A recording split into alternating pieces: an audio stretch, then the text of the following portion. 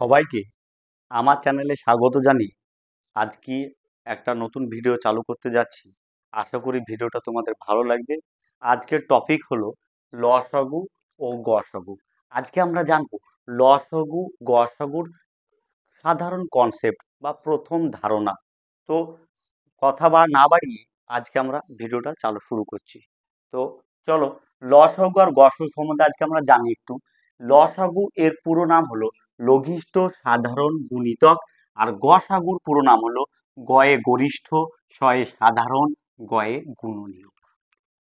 ঠিক আছে, ইংরেজিতে কি বলা হয়? এলসিএম বলা হয়। এলসিএম এর পুরো নাম কি? L for list, C for common, M for multiple. হয়েছে। তারপর গসাগুর ইংরেজিতে কেউ লয় গসাগুকে এইচ সি এম বলা হয়। H for highest, C for common, A for factor.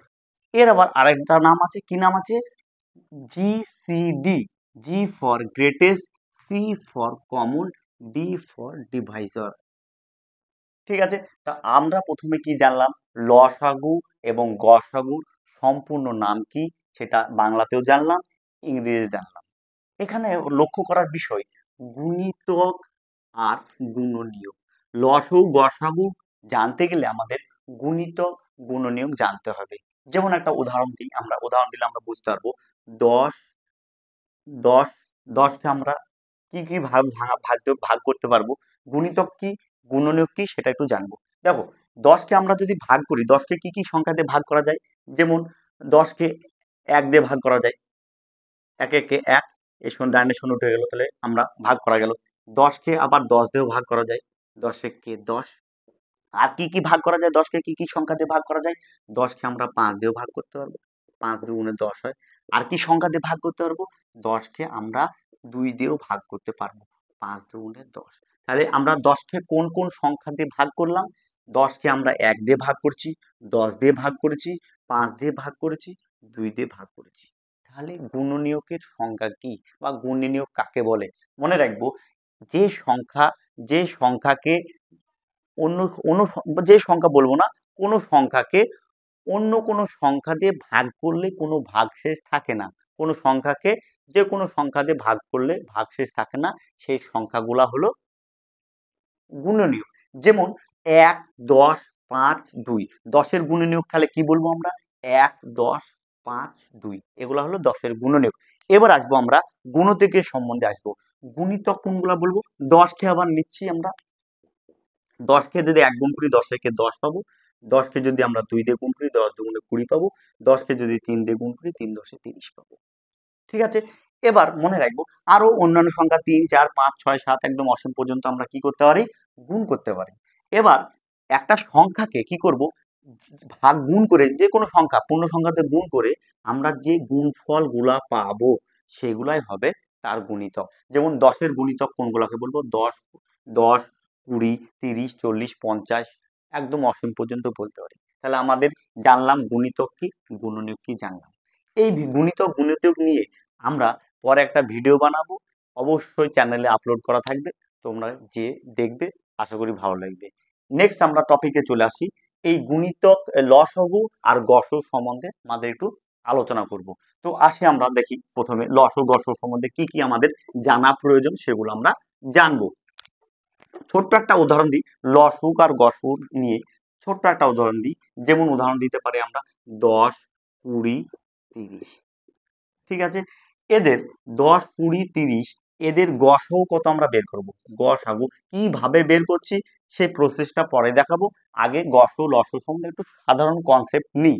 আর এটা হচ্ছে লসাগু।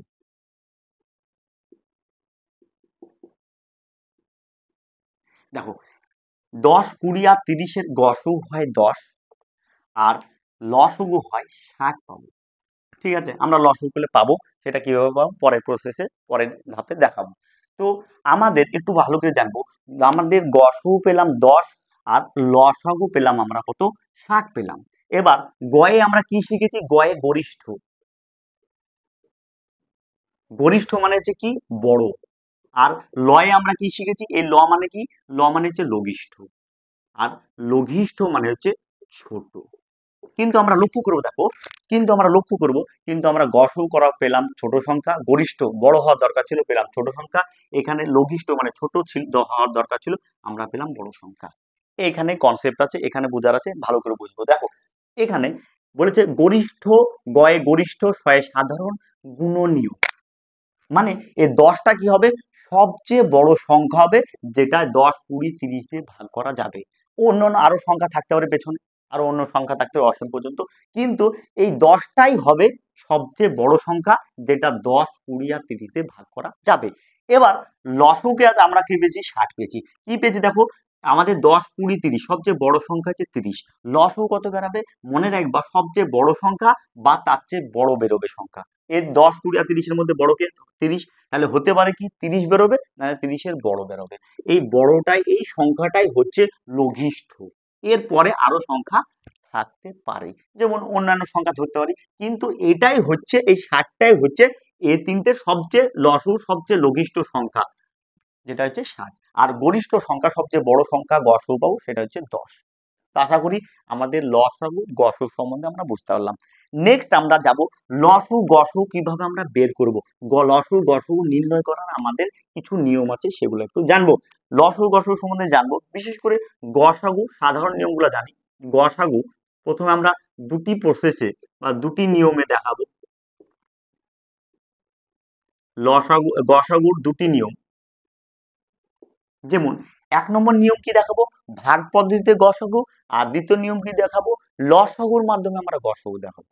দেখো ভাগ পদ্ধতিতে কি করে গসাগু করবো, 10, 20 আর 30 আমরা সংখ্যাটা নিয়ে নিলাম, ঠিক আছে।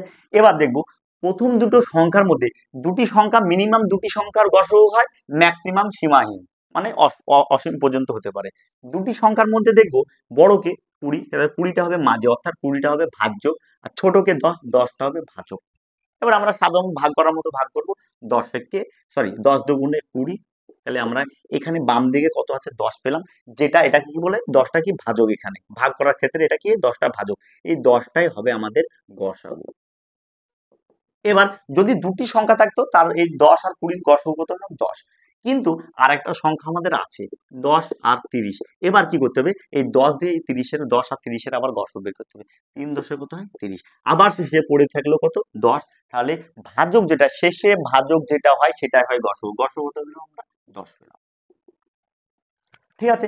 এবার আরেকটা পদ্ধতিতে কি হয়, লসাগুর মাধ্যমে কিভাবে গসাগু দেখাবো সেটা একটু দেখা যেতে, 10, 20, 30 এর লসুর মাধ্যমে। আরেকটা জিনিস মনে রাখবো, লসু করার সময় সব সময় মনে রাখবো ছোট মৌলিক সংখ্যা দিয়ে আমরা ভাগটা দেব। ছোট মৌলিক সংখ্যা কাকে বলে একটু আগে জানি।